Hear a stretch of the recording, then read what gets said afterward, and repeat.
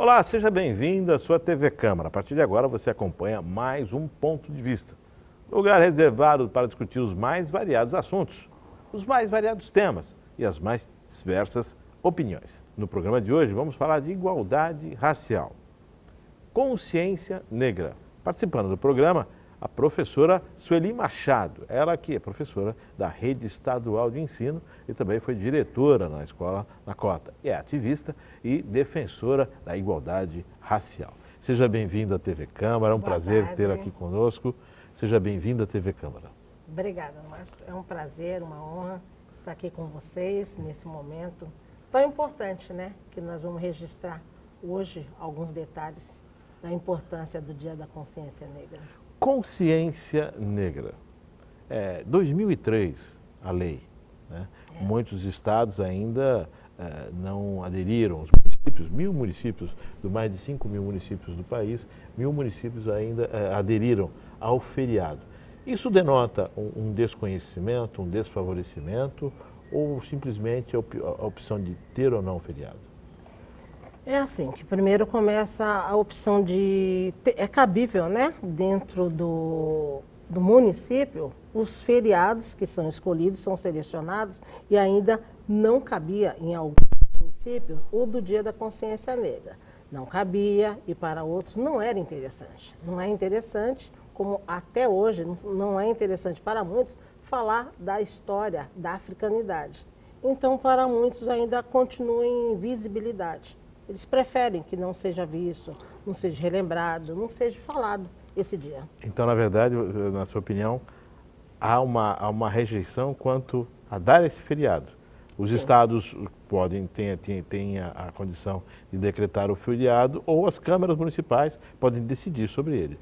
Sim, essa rejeição é relativo a um trabalho de visibilidade ao negro.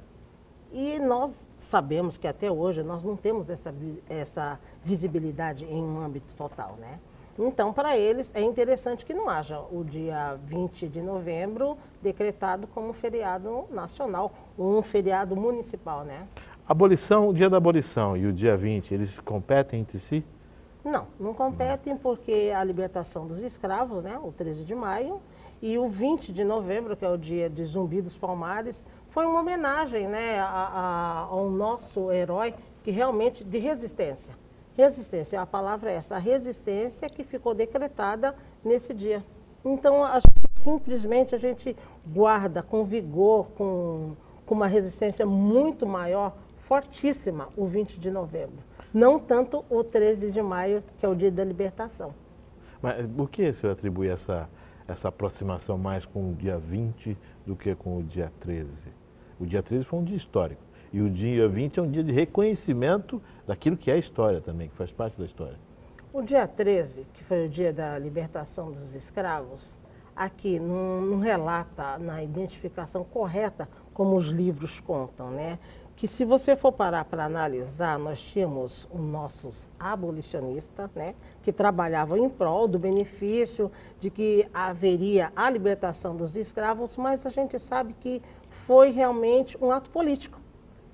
Vem um ato político que realmente já haviam fazendas que vinham trabalhando para a libertação dos escravos. Então, isso viria a acontecer mais tarde ou lá na frente. Então, para eles não perderem por um total, era melhor, naquele momento, se dar como por um total, que seriam por parte deles, essa libertação, que se haveria a assinatura da libertação dos escravos por parte deles. Quer dizer, é uma situação que, digamos assim, que política em benefício, em prol do negro, que seriam, digamos as palavras, nós os capitalistas, né, que seriam os fazendeiros, que são os fazendeiros que lá na época falam, nós estamos assinando para libertar. Mas libertar que eles ficaram ainda presos, né, porque não teriam para onde ir. Essa liberdade, ela aconteceu de uma ruptura apenas da questão do trabalho, mas o social não foi pensado, não foi imaginado o social. Não. Ou seja, depois de liberto, o que fazer? Depois de liberto, para onde ir? Não tinham para onde ir, porque na época eles não tinham um letramento, que eles falam, né? Não tinham conhecimento às escritas, não sabiam ler, não sabiam escrever, não tinham a noção de onde queriam se apoiar, onde queriam ficar, né? E o que para muitos os fizeram retornar para a fazenda e trabalhar de graça. Então, quer dizer, foi uma libertação que, digamos assim, sem as algemas, sem as correntes, que daí eles estariam trabalhando escravizados novamente nas mesmas fazendas, como muitos aconteceram, por não terem aonde ficar. Por não ter escolha. Por não ter escolha, uma opção que, Então, na verdade, não era uma opção, né? Uma necessidade. A abolição culminou em um trabalho escravo. Em um trabalho escravo. Os relatos dos livros, eles contam, bem da verdade, situações em que o negro no Brasil sofria, tanto quanto o negro em qualquer outro lugar do mundo, devido à escravatura. Esse sofrimento, isso é algo que ainda mexe muito com a população, ainda mexe muito com o sentimento nacional. O sentimento nacional, o DNA. Eu realmente tenho o DNA de lá atrás, né? De muitos bisa, né? Que nós temos assim, né? Que a gente vem de uma árvore genealógica, né? Que muitos foram escravizados, muitos estiveram dentro dessa situação que não tinham outra saída. E eu te digo, nós não somos realmente, digamos assim, descendentes de escravos. Somos descendentes, sim, de reis, rainhas, príncipes, princesas, porque quando foram à África, né, para fazerem essa busca, né, a mão de obra, né, a mão de obra na África do negro, eles trouxeram eles como os animais. Por quê? Porque o porte, né, o DNA, eles tinham aquela resistência que outros não iriam conseguir resistir. Então, o que acontece? Foram buscados, escravizados, acorrentados como os animais. Então, quando se trouxeram, eles falam assim, vocês são descendentes de escravos. Não, nós não somos descendentes de escravos, nós somos descendentes de príncipes e princesas. Eram tribos libertas que foram escravizadas. Escravizados. Eles foram trazidos, acorrentados. Capturados, jaulados. Capturados por outros. Aquela questão, brigas de tribo também? Isso. Não, mas não somente. Não digo assim, a exploração, quando eu falo assim, da escravidão, nós estamos falando da invasão para buscar a mão de obra trabalhista do negro para vir fazer a composição do Brasil Colônia. A captura, não? O que os livros relatam das capturas? Os livros contam uma história fictícia. É uma história que é bonitinha, né? Que os negros trabalhavam nas fazendas e aquela coisa assim. A captura na África em si. O que os livros falam disso? Não tem relato? Os livros não entram nessa questão de captura. Aliás, eles nem usam o termo captura, porque a captura, você faz uma captura de animal, que é assim que eram tratados os negros, como os animais. Assim como muitos ainda, hoje veem. Né? Porque quando faz essa distinção de que é negro e branco é branco, está nos tratando como uma pessoa inferior. Aliás, nenhuma pessoa, né? Um ser inferior. A escravidão, ela vem na história do mundo, né? Aspirantes, escravos. Moisés tirou os escravos hebreus do Egito, quer dizer, ela faz parte dessa construção do mundo, dessa história do mundo. Não que isso justifica, não tem justificativa, mas me parece que a escravidão com os negros, ela tomou proporções ainda muito mais fortes e cruéis.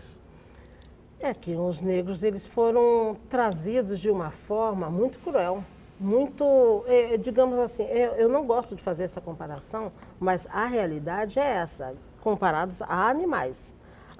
Quando você fala que em outros países, outro mundo, né, que o mundo, nós digamos assim, são os mesmos, né, outra época, não eram tratados ou escravizados, digamos assim, são senhores que prestavam serviço a outros senhores, não é o caso do negro. O negro foi capturado em situação de inumanitária, que é uma coisa assim que fala assim, não tem como dizer que um animal é tratado daquela forma, e era assim que era tratado o negro, enjaulado, porque ele realmente não aceitou, lógico, ele não ia jamais aceitar ser trazido daquela forma, retirado, né, do país, Sim. das terras, da família, da forma como ele foi retirado para trabalhar, para prestar um serviço que ele desconhecia, né, que ele foi para um outro lugar que ele nem sabia.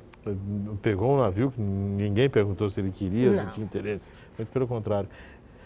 A África é um continente enorme, a mãe do mundo, né? Tudo começou, nasceu na África. As tribos capturadas, eram espalhadas por todo o continente, hoje existia uma região onde os contrabandistas de escravos operavam com mais força. É assim, antes deles, digamos assim, fazerem essa coisa horrível, né? Se diz que eles foram lá retirar os negros do leito do coração, né? África. Eles já fizeram um estudo para que onde que iriam encontrar os mais resistentes que aguentariam, porque tudo foi algo assim, muito bem planejado, que eu digo assim, então eu vou até tal local que eu vou encontrar situados negros que eu possa vir realmente trabalhar com essa mão de obra deles. Então não havia essa, digamos assim, essa briga entre tribos. África é o continente que realmente tem tribos que brigam entre si. Cada um vivia o seu espaço, independente de imaginar um dia que eles seriam capturados. Que aconteceria essa invasão, né? Nunca, né? Jamais, né? Que você sabe que a África é a origem da humanidade. Que muitos desconhecem, né? Que aí isso também é uma outra história e uma outra situação. Trazendo para o Brasil essa questão, você falou da questão social, da liberdade que foi dado, e porém essa liberdade não foi dada a liberdade financeira, a liberdade social, a condição de sobrevivência. Ele tornou-se escravo do trabalho, e aí por não ter opção. Por escolha, sem opção, quer dizer, por imposição, né? Imposição, assim, escravo do trabalho. Se nós formos trabalhar o passado com o presente, nós não estamos muito diferentes, né? Porque hoje a mão de obra que nós trabalhamos, né, a do negro, é a que realmente tem um salário bem inferior a de todos os outros, né? Então, digamos assim, tem essa tal liberdade? Falam-se da tal liberdade, que é uma liberdade invisível. É uma liberdade que nós continuamos presos, submissos ao capitalismo branco, né? Que vocês sabem que a nossa situação econômica, o poder aquisitivo de maior capitalismo que se tem no Brasil, pertence à classe branca, né? Que daí vem de uma origem de todos que lá vinham, de navios, de bens, de uma estrutura financeira já estruturadas, e não é o nosso caso, nós estamos engatinhando, espero, né, que nós consigamos chegar. Eu não sei se eu posso chamar de preconceito, mas digamos que todos nós vivemos o preconceito dessa condição financeira, essa casta financeira. Sim. E além desse preconceito financeiro, o que você está me dizendo que o negro ainda é remunerado a menor. Sim. Então, a elite que detém os valores, os maiores valores, as grandes fortunas, a maioria é branca. A maioria é branca. E eu vou falar uma passagem para você, lá atrás, não muito distante, né, a parte, vamos dizer assim, adolescente, né? A gente saíamos a grupos, né, vamos entregar os currículos e tudo mais, tanto é que você vê hoje, quando eles colocam no currículo que eles querem a foto eles já olham, né? Se é um negro, eles realmente colocam o currículo já separado. E aí você vê o histórico daquele realmente, se você trabalhou, qual é o salário e tudo mais. Essa avaliação, muitos, quando já olham a foto, que se trata de uma pessoa negra, muitas vezes eles nem fazem a leitura do histórico. Eu sofri nesse momento, por entrevistas, que todas as que estavam comigo eram brancas, e quando chegou o meu momento, aguarde que depois nós vamos atendê-la. Então, sempre houve esse momento que aguarde que nós vamos atendê-lo. Então, aguarde que você vai ser chamado. Você aguarda que nós vai receber um telefonema. E isso acontece com muitos. Tanto é que quando eu escolhi ser uma educadora, professora, foi devido a isso. E graças a Deus que eu fui uma educadora assim, que graças a Deus também eu tive um brilhante êxito, né? Que surpreendemos. Surpreendemos. Mulher, negra, motivo de orgulho. Nós vamos dar um rápido intervalo e daqui a pouco estamos de volta.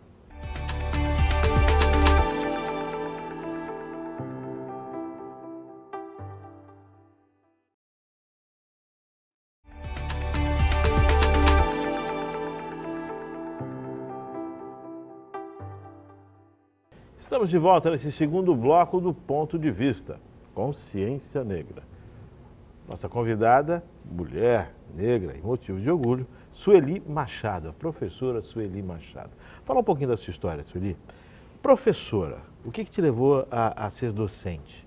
O que te levou à área para a área educacional? Já que você, no primeiro bloco, relatou essa questão do preconceito que você sentiu e viveu de perto isso, acontecendo com você. Nossa, o que me levou a ser professora é que eu realmente não conseguia trabalho, né? Eu estava aqui meados 16, 17 anos, cheia de vida, cheia de ilusão, e havia muita rejeição. E foi aí... Dentro da área da iniciativa privada?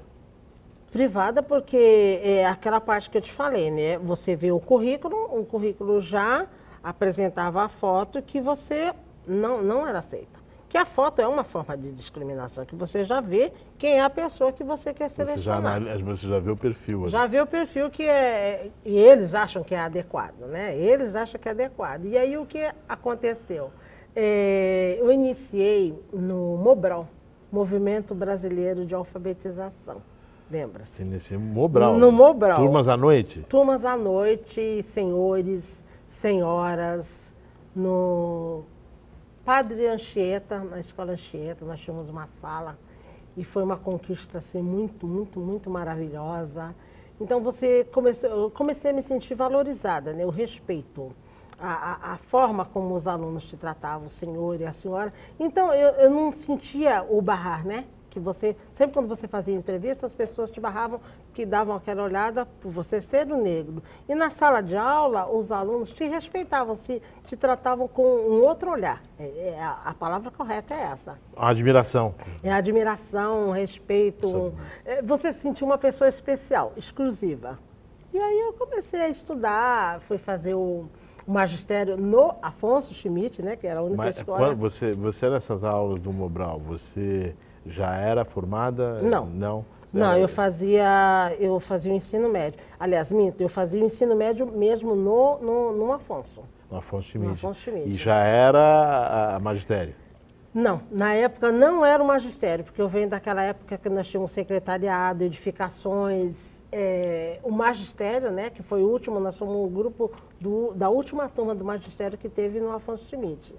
E aí eu optei por fazer o curso do magistério, por me sentir assim, eu me engrandeci como professor. Eu me senti muito honrada, sabe? Eu me senti muito mais valorizada, né? Isso, magistério, em que anos, Sueli? 79. 1979, é isso. Mas não muito longe. Não muito longe. Aí você se formou magistério, sala de aula. Sala de aula Mas você continuou dando aula no Mobral, não? Não, eu fiz o magistério e aí depois eu continuei dando aula aqui no Padre Anchieta. Depois eu fui convidada para trabalhar em São Vicente, dei aula no supletivo, no Jardim Pompeu, em São Vicente. Então você saiu da escolha para ser escolhida. Saí da escolha. Foi convidada. Fui convidada. Aí realmente você falou uma coisa muito importante. Eu fui escolhida, né? Nós tínhamos um treinamento, e por falar muito, né? Aí eu deslumbrei, né? Deslumbrei aquela situação que você fala assim, não, eu posso, eu sou capaz, e eu vou, e eu consigo. E eu consegui vencer a barreira da invisibilidade. Foi dentro da sala de aula. Na própria sala de aula, no próprio curso de magistério, existia preconceito?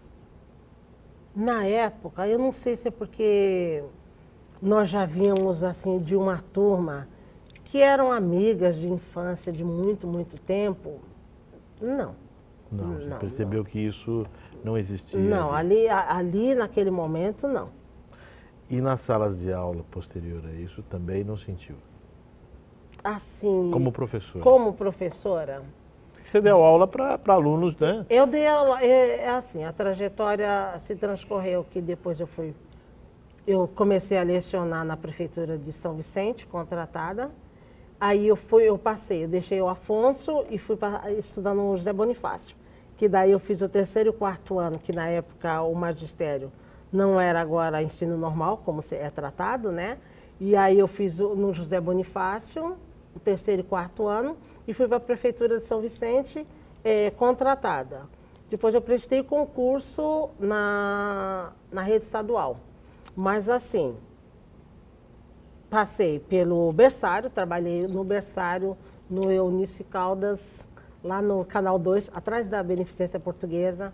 Depois eu fui alfabetizar no 1º ano, que lá atrás era 1º ano, que retornou agora, né, a grade curricular. Sim. Faz esse trabalho, 1º ano, 2º, 3º, 4º, que vai até o 9º ano.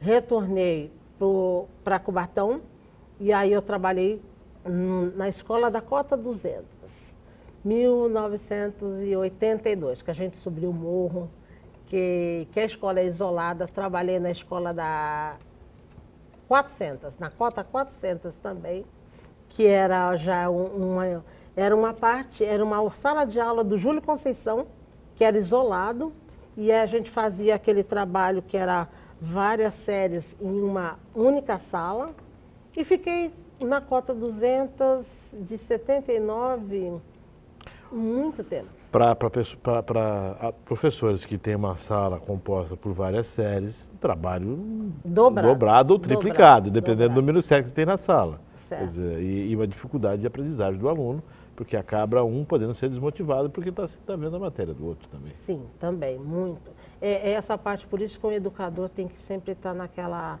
capacitação, formação, tem que estar reestruturado. O educador, o professor em si, ele sempre tem que estar estudando.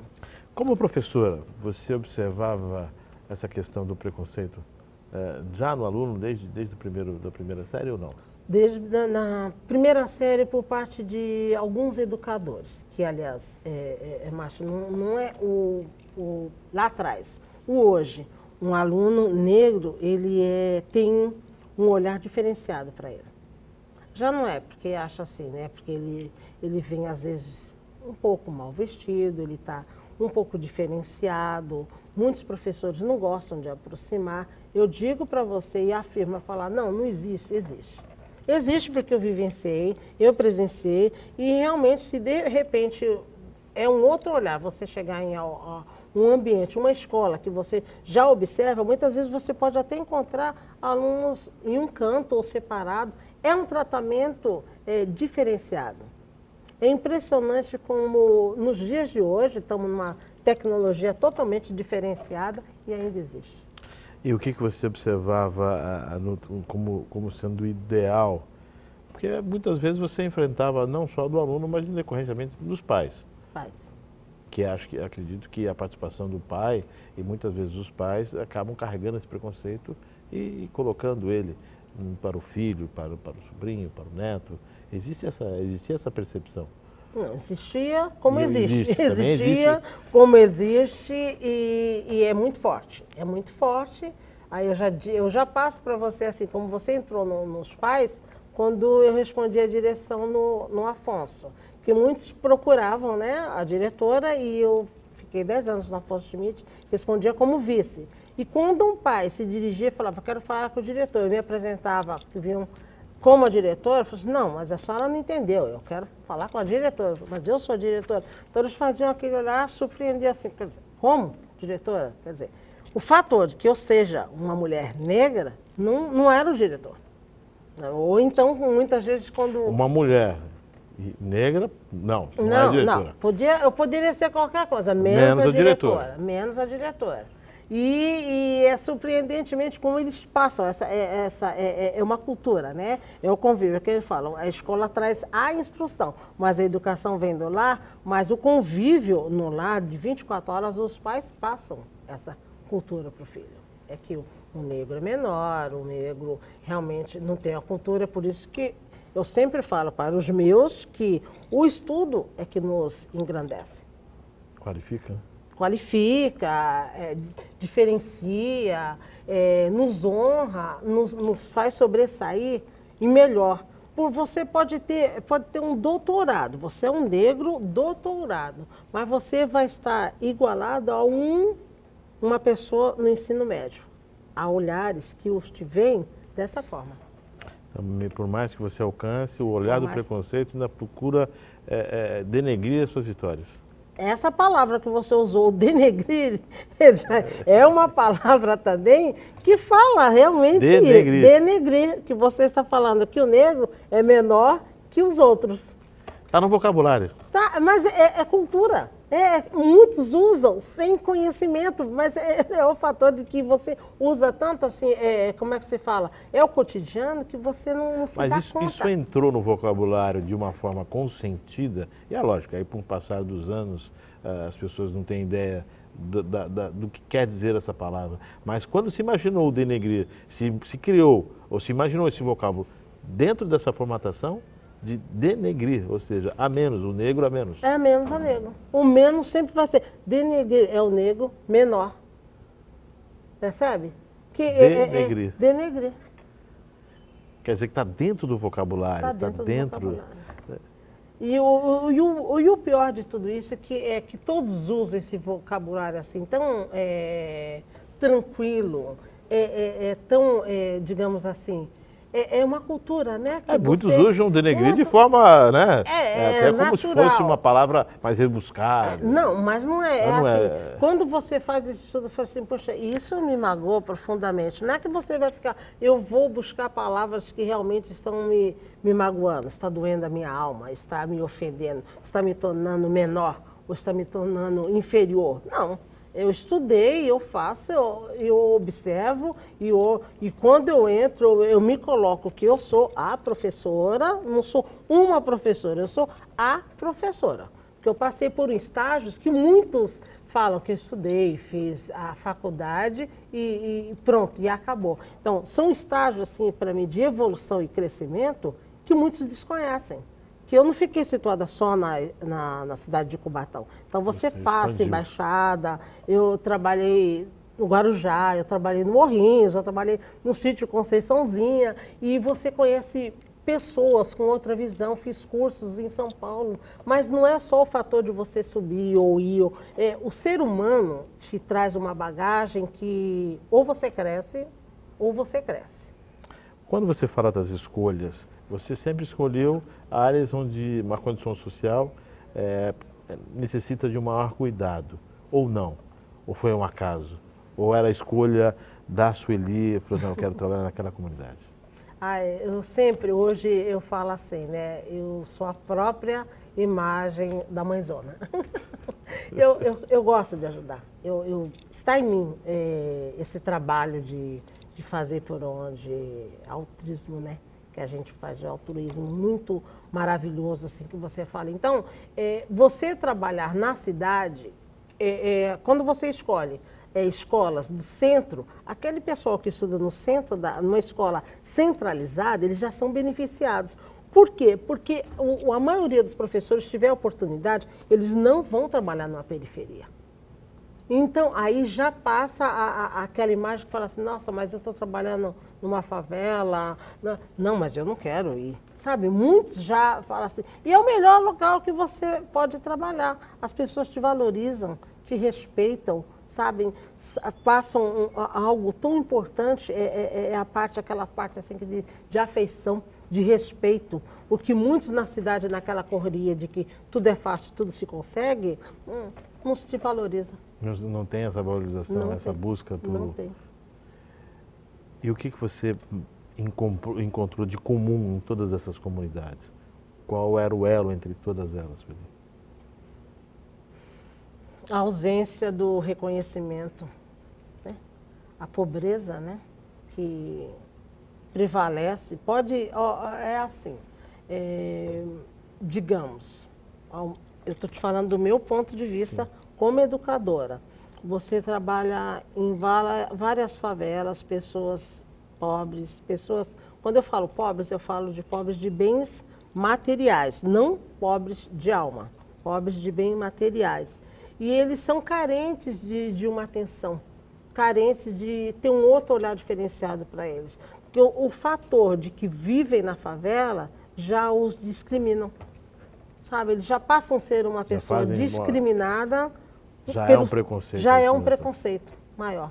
É favelado, é pobre, então o olhar já é diferenciado.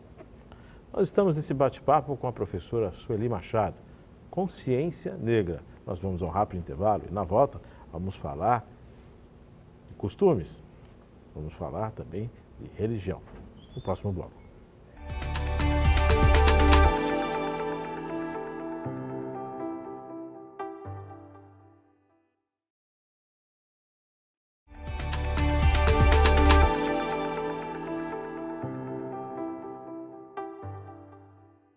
Estamos de volta nesse terceiro e último bloco do Ponto de Vista, falando sobre consciência negra, conversando com a professora Sueli Machado.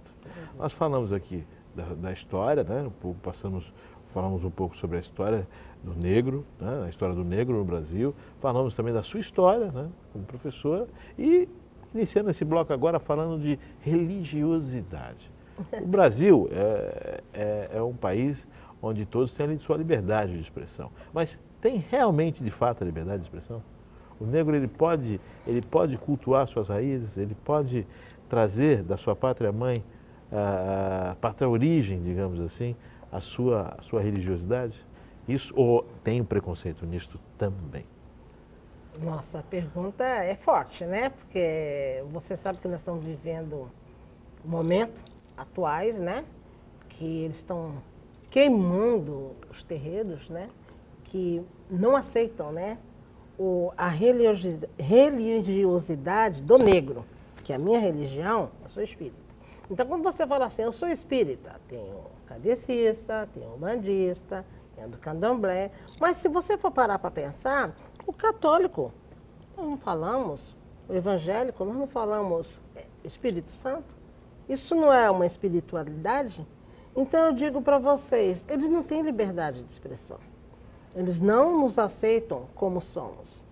Eu sei também que a gente pode ter até em alguns momentos, eu digo para você de coração que eu sou uma pessoa espírita, sou do candomblé, sim, respeito todas as religiões, respeito de coração, gostaria até que todos nos respeitassem como respeito. Sei também que a gente possui falhas, como o católico possui, o evangélico possui, o budista possui, todos, mas eles só nos veem como vocês é que trazem os preconceitos. Vocês é que são os errados. E não existe, porque o Criador é único. Aí vem essa separação, certo? Que foi criado pelo ser, o homem. Mas o Criador, o grande Pai, é único. Então, as pessoas não veem isso. Quando a gente fala temos religiões X, Y, e agora quando fala da matriz africana, nossa, quando a gente fala, essa é a nossa raiz, é a raiz do negro. Quando trazem, lógico que quando vem da mãe África para cá, já sofreu uma grande transformação, de uma mudança, mas bem cultuada e respeitada por todos nós. Gostaríamos mesmo, sabe? Mas que realmente entendessem que cada um, a sua fé, aliás, a minha fé, não depende da autorização, da sua autorização, concorda? Sim. Eu tenho a fé. E pronto, acabou. Fim de conversa. Agora, se você é o católico, se você é o evangélico, eu respeito da forma como você é, como você cultiva a sua fé. Cada um é a escolha que você fez. E a minha escolha, então, vamos seguir, porque a nossa meta é caminhar, é crescer, é evoluir. Não me preocupar com o que você acredita ou com o que eu acredito. Respeita e ponto, acabou. Existem as entidades na matriz África, a mãe matriz África, os santos. Né? E existe uma proximidade, uma identificação com os santos também da católica. Sim. Isso, o que originou isso, Sueli? Não sei se você sabe me responder. Isso é uma questão também de identificação, para tentar desmistificar o preconceito? Não, é assim, porque na realidade, quando a gente fala de espiritualidade, os espíritos, segundo nossos dados que a gente tem de religiosidade, eles foram seres humanos lá atrás. muitos vivos, ardentes, que realmente habitavam a terra, realmente. Por isso que fala, né?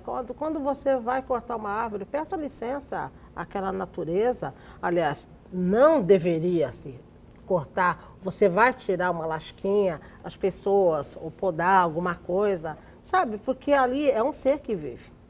É um ser, então é cultivo. E aí vem a parte que você fala da espiritualidade com o catolicismo, que é a imagem do Oxóssi, que fala que o Oxóssi na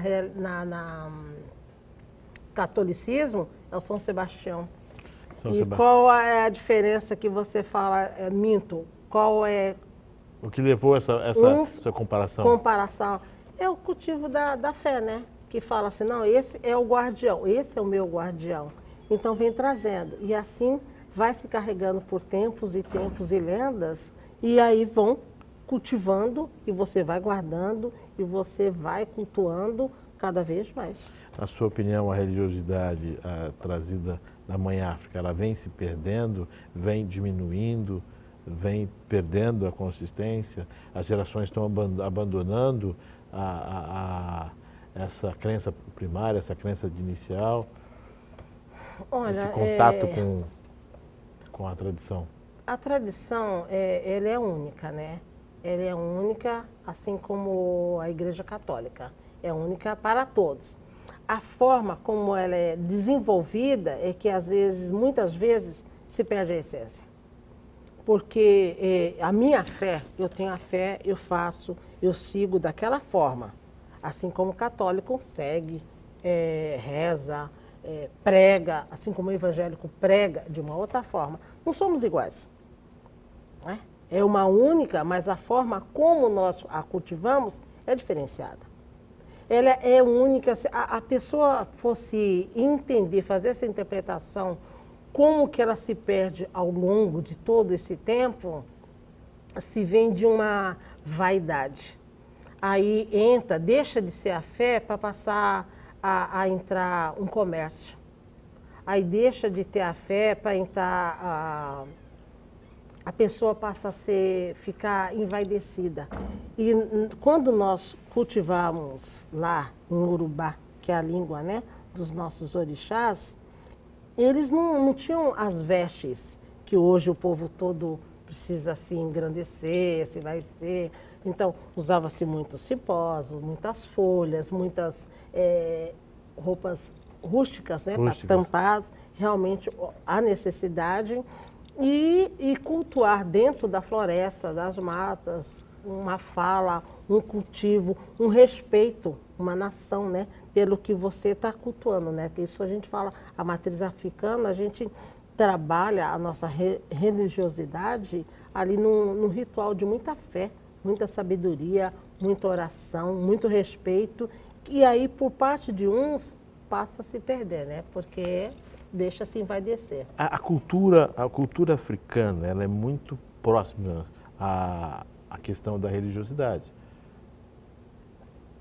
É bem isso, é bem essa questão de tão bem relacionados, entrelaçados, que é difícil você não observar na cultura aquilo que tem a ver com a religiosidade, estão bem próximos.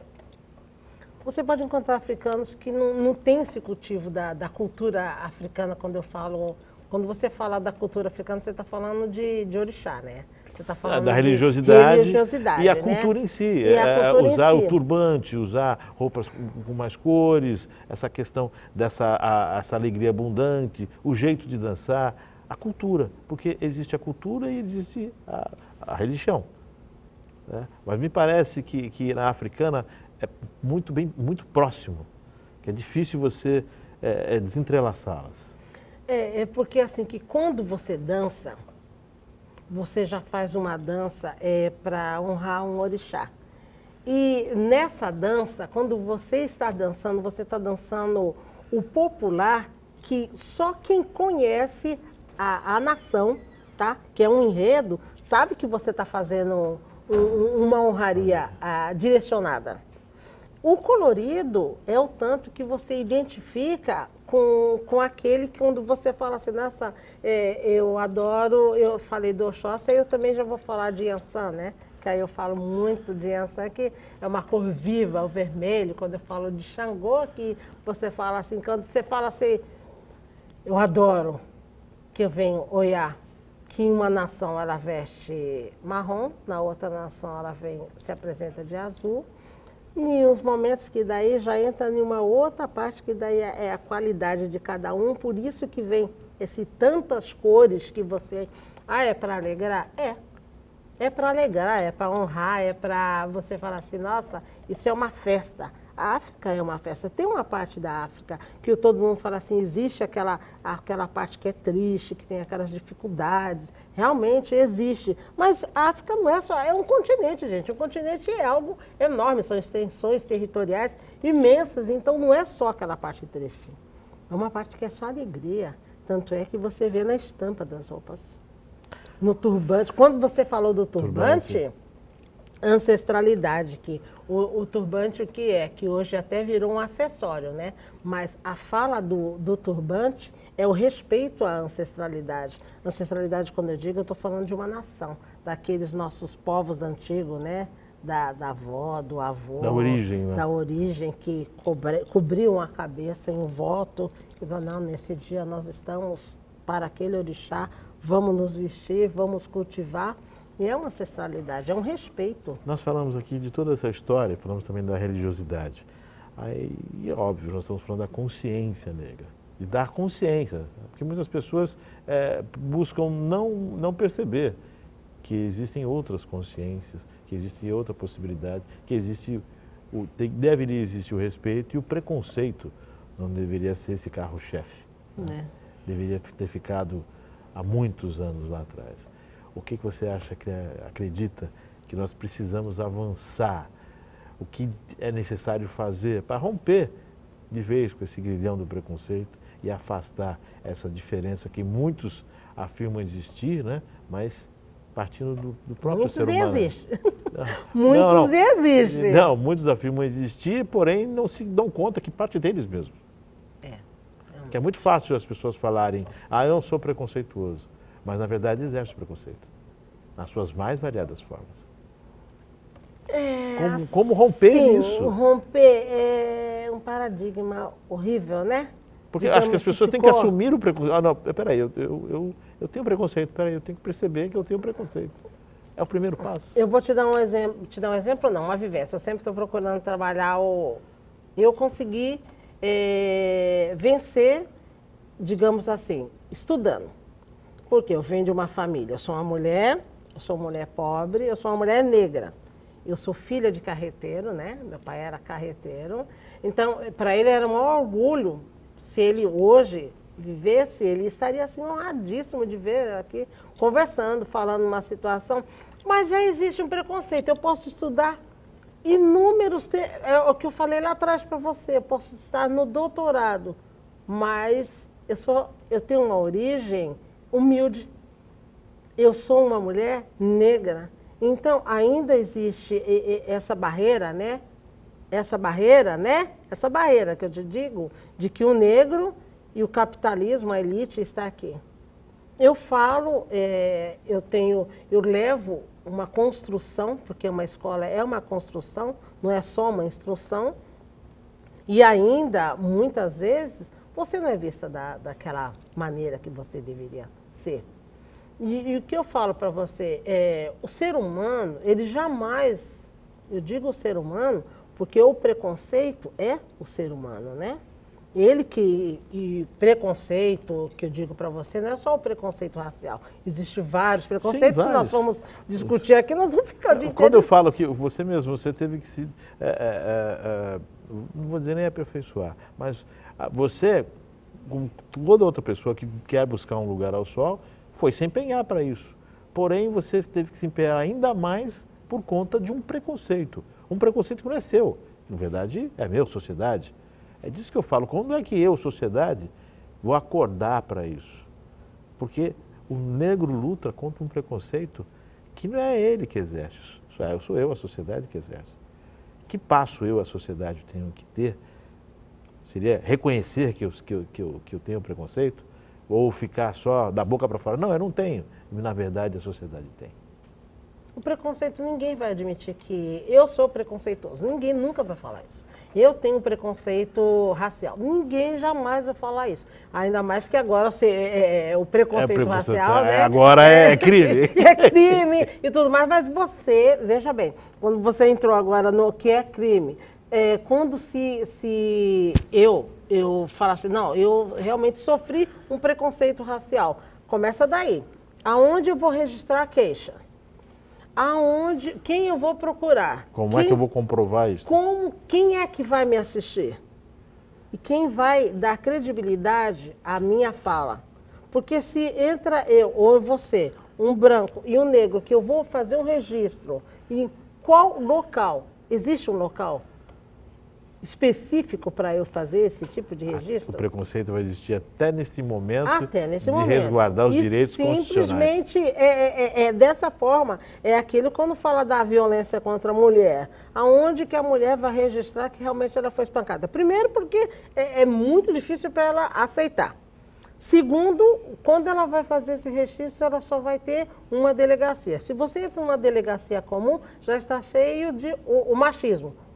O homem, que a cultura toda foi feita, né? Tudo foi feito em volta para assistir ao homem, não a mulher em si. Aí volta uma mulher negra, uma mulher que sofreu uma violência doméstica, ela chega lá e vai dar de cara com um ser homem branco, ainda que olha para ela, não sei qual vai ser o conceito. Será que foi mesmo a senhora? Realmente existiu isso? Quer dizer, já começa a passar a colocar dúvidas naquilo que você está sofrendo. Você foi espancado. Assim como quando você sofre um preconceito, eles acham que o preconceito racial não é físico. Ele pode não ser físico, mas ele dói na alma. Ele dói na alma, ele não é transparente, não traz machucados visíveis. Eles traz o machucado interior, interno. E o ser humano, o ser homem, o ser pessoa, né, essa classe capitalista, elitizada, que fala que não gosta do ser, ele jamais vai dizer que ele é preconceituoso. Para ele é muito fácil ele guardar, ele agir... Existir caladamente. Exerce caladamente. Ele exerce e arduamente, porque as ações dele é aquela de não facilitar para que nós consigamos avançar aquela barreira. Bom, senhor, estamos chegando ao finalzinho desse nosso bate-papo. Com certeza, um bate-papo que teremos que retomar em um outro programa. Obrigada, Marcos. Que é especial estar conversando com você aqui. E, sem dúvida, né? As pessoas que nos assistem, muitos delas, alunos seus? Não, alunos, muitos alunos. Eu quero agradecer por esse momento, agradecer a todos, agradecer a casa, né? Agradecer por estarmos aqui conversando num dia tão especial, porque eu só quero fechar para você, assim, já que nós estamos indo, que o Dia da Consciência Negra não é só 20 de novembro. Todos os dias você esteja consciente, todos os dias você faça quebrar essa invisibilidade que nós vivemos. Todos os dias, mas eles só acham, né, que você recebe convites para fazer palestras sobre a 10.639, a lei que obriga, né, a falar da história da África, dos indígenas dentro da escola. Então você ouve, você fala naquele dia e nunca mais é citado, nunca mais ninguém fala sobre esse assunto. Então nós temos assim um ano inteiro para nós termos a igualdade. Trabalho muito em cima disso, sejamos iguais. E assim nós chegamos ao final deste ponto de vista, agradecendo sempre a sua audiência, a toda a equipe que por trás das câmeras faz este programa acontecer. E a pergunta aqui que fica, se você é uma pessoa temente a Deus, no dia do seu encontro com o Pai, se ele lhe perguntar, você foi uma pessoa preconceituosa? O que é que você vai responder?